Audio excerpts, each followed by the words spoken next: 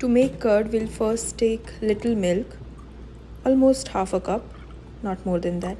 Then we'll heat it for almost 30 to 45 seconds or until it's lukewarm. And meanwhile it is heating, we will cut a lime. We just need half a lime for this. Once the milk is lukewarm, we'll squeeze the half lime and keep it away for almost 12 hours. So you can do it in evening, and by morning you'll have curdled milk. So I'm keeping it in oven because that's like little warm for my house. So see, it is curdled now. We'll use this as a starter.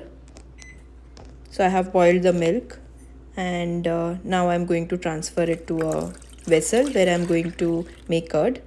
So it's done.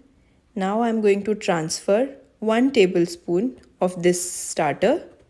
You can take more or less depending on how much milk you are using, but don't take too much, otherwise it will become sour.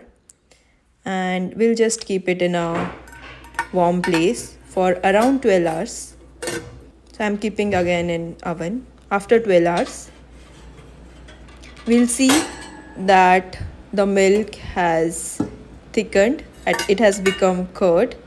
But at this moment, we don't put any spoon or anything. We'll just put it in the refrigerator for 2 to 3 hours.